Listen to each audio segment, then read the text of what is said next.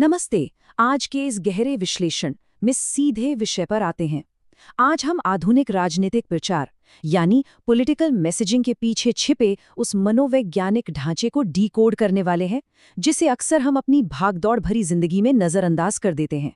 हम यहाँ किसी खास विचारधारा या पार्टी की बात बिल्कुल नहीं कर रहे हैं, बल्कि उस विज्ञान की बात कर रहे हैं जो ये तय करता है कि राजनीतिक संदेश इंसानी दिमाग पर असर कैसे डालते हैं। तो चलिए उन अदृश्य ताकतों को समझते हैं जो आज के दौर में जनमत को आकार दे रही हैं। अक्सर एक सवाल मन में जरूर उठता है, क्या हम सच में अपना फैसला खुद ले रहे हैं? बैलेट बॉक्स या वोटिंग मशीन के सामने जो चुनाव किया जाता है, क्या वो पूरी तरह से स्वतंत्र है, या फिर किसी अदृश्य ताकत ने हमारी उम्मीदों और हमारे डर का इस्तेमाल करके उस फैसले को पहले ही फिक्स कर दिया है? ये एक ऐसा सवाल है जो किसी को भी बेचैन कर सकता है, क्योंकि हमें लगता है कि हमारे फैसले तथ्यों पर आधारित हैं, लेकिन असलियत इससे कहीं ज्यादा उलझी हुई है। सच तो ये है कि राजनीतिक प्रचार या प्रोपेगेंडा कोई साधारण चीज नहीं है। ये एक पूरा का पूरा मनोवैज्ञानिक खेल है। ये सिर्फ सड़कों पर लगे बड़े बड़े पोस्टर या जोशीले भाषणों तक सीमित नहीं है।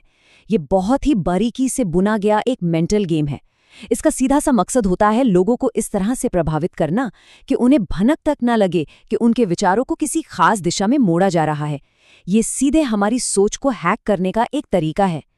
तो सबसे पहले नजर डालते हैं इसके पहले पहलू पर, प्रचार का भावनात्मक खेल। देखिए, इंसान सिर्फ नीरस आंकड़े या फैक्ट्स देखकर वोट नहीं देते। हमारी बुनियाद ही भावनाओं पर टिकी है, और रणनीतिकार ये बात बहुत अच्छे से जानते हैं। देशभक्ति, धर्म, डर, गुस्सा, सुरक्षा और गर्व, ये सिर्फ शब्द नहीं है, ये बहुत ही पावरफुल साइकोलॉजिकल ट्रिगर्स हैं। इन्हें लोगों का ध्यान खींचने के लिए एक हथियार की तरह इस्तेमाल किया जाता है। जरा सोचिए, अगर कोई संदेश लगातार हमारे मन में डर या असुरक्षा पैदा कर रहा है, तो इसका सीधा मतलब है कि वो मैसेज हमारे नजरिए को बदलने की पूरी कोशिश कर रहा है। और यहीं से एक और बात निकलकर सामने आती है जो इस पूरे नैरेटिव को बहुत खूबी से दर्शाती है, हम बनाम वो की मानसिकता। हम यानी जो सही हैं, जो अपने हैं, और वो यानी बाहरी लोग जिनसे हमें खतरा है। ये समाज को बांटने का सबसे पुराना और अचूक तरीका है। जब दुनिया को सिर्फ ब्लैक एंड व्हाइट में दिखाया जाता है, तो जो बीच का लॉजिकल रास्ता होता है ना, वो अपने आप बंद हो जाता है। न्यूरो साइंस भी इस बात की पुष्टि करता है। जब हमारी भावनाएं हावी होती हैं, तो हमारा दिमाग सवाल पूछना बंद कर देता है। जब इंसान के अंदर बहुत तेज गुस्सा हो या अंधा गर्व महसूस हो रहा हो, तो दिमाग का वो हिस्सा जो लॉजिकल सोच विचार करता है, वो पूरी तरह से बाईपास हो जाता है। ऐसे में किसी भी जानकारी को बिना क्रॉस चेक किए आसानी से सच मान लिया जाता है। अब आगे बढ़ते हैं इसके दूसरे दिलचस्प हिस्से की तरफ, सच का भ्रम। अब यहाँ जो सबसे गौर करने वाली बात है, वो है इल्यूजन ऑफ ट्रूथ इफेक्ट। ये एक ऐसी मनोवैज्ञानिक घटना है जहां अगर एक ही जानकारी को बार बार सुना जाए तो वो पूरी तरह सच लगने लगती है, फिर चाहे उसका कोई सबूत मौजूद हो या ना हो। हमारा दिमाग लगातार दोहराए जाने वाले नारों को थक हार कर एक सामान्य सच मान ही लेता है। इसे स्टेप बाय स्टेप देखते हैं। पहले कोई मैसेज टीवी या मीडिया में आता है, फिर उसे कैची स्लोगन या नारों में बदल के फोन और स्क्रीन पर बार बार फ्लैश किया जाता है। फिर हमारा दिमाग उसे सच मान लेता है और आखिरकार पूरे नैरेटिव पर कंट्रोल कर लिया जाता है। जब हर जगह एक ही बात गूंजने लगती है, तो असली सच कहीं बहुत पीछे छूट जाता है। इसके बाद एंट्री होती है आधुनिक तकनीक की, सोशल मीडिया का चक्रव्यूह। अब इस पूरे खेल में एल्गोरिदम का रोल समझिए।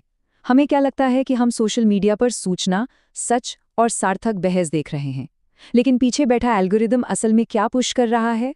वो गुस्सा, डर और चौंकाने वाली चीजें दिखा रहा है। हर लाइक, हर शेयर और हर वो सेकंड जब हम किसी पोस्ट पर रुकते हैं, खासकर गुस्से में, वो डेटा बन जाता है। एल्गोरिदम को प्रोग्राम ही ऐसे किया गया है कि वो सबसे तगड़ी इमोशनल प्रतिक्रिया को ट्रिगर करे। और इसी से बनता है डिजिटल बबल। जब हमें हर तरफ हर दिन सिर्फ अपनी ही सोच से मेल खाने वाले विचार दिखते हैं, तो दूसरे पक्ष का सच किसी दुश्मन की साजिश लगने लगता है। हम एक ऐसे इको चेंबर में कैद हो जाते हैं जहां बाहर की कोई भी अलग राय बर्दाश्त ही नहीं होती। और इसी बबल का फायदा उठाकर रची जाती है विभाजन की रणनीति। चलिए इस पर थोड़ा गहराई से बात करते हैं। प्रोपेगेंडा का सबसे बड़ा हथियार है समाज को बांटना। इसके मुख्य लक्ष्य क्या होते हैं? जाति बनाम जाति, धर्म बनाम धर्म, शहर बनाम गांव या अमीर बनाम गरीब। समाज में पहले से मौजूद किसी भी छोटी सी दरार को जानबूझकर एक गहरी खाई बना दिया जाता है, ताकि लोग हमेशा एक काल्पनिक लड़ाई में उलझे रहें और उनका ध्यान असल बातों से भटका रहे। और इस पूरी प्रक्रिया की कीमत बहुत बड़ी होती है। बहस किन बातों पर होती है? भावनात्मक और बांटने वाले मुद्दों पर। लेकिन जो असली मुद्दे हैं, रोजगार, शिक्षा, स्वास्थ्य, महंगाई, वो पूरी तरह पीछे छूट जाते हैं। जब लोग आपस में लड़ने और सोशल मीडिया पर बहस करने में व्यस्त होंगे, तो बुनियादी ढांचे और इकोनॉमी के जरूरी सवाल कौन पूछेगा? तो अब सबसे अहम हिस्से पर आते हैं। विचारों की स्वतंत्रता आखिर बचाएं कैसे? इस मानसिक चक्रव्यूह से बचने के लिए एक बहुत ही ज़रूरी डिफेंस किट है हमारे पास।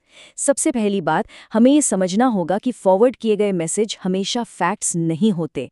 दूसरा, अपने डिजिटल बबल से बाहर निकलकर अलग-अलग विचार सुनने की आदत डालें। तीसरा, जब भी कोई कंटेंट गुस्सा दिलाए तो तुरंत रिएक्ट करने से पहले शांति से उसकी जांच करें। चौथा, व्यक्तियों से ज़्यादा नीतियों पर फोकस करें। और सबसे ज़रूरी बात, सवाल पूछने से कभी न डरें।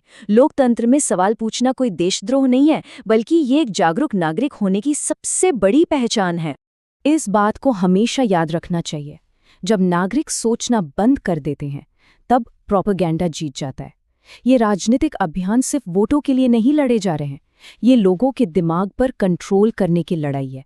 अगर तार्किक सोच बंद हो गई, तो बिना लड़े ही प्रोपेगेंडा की जीत पक्की है। और इसीलिए आज के इस विश्लेषण को हम इस सबसे ज़रूरी सवाल के साथ ख़त्म करेंगे। क्या हम खुद सोच रहे हैं या कोई और हमारे लिए सोच रहा है?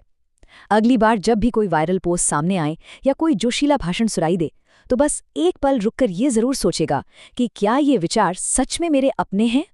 जागरूक रहना ही सबसे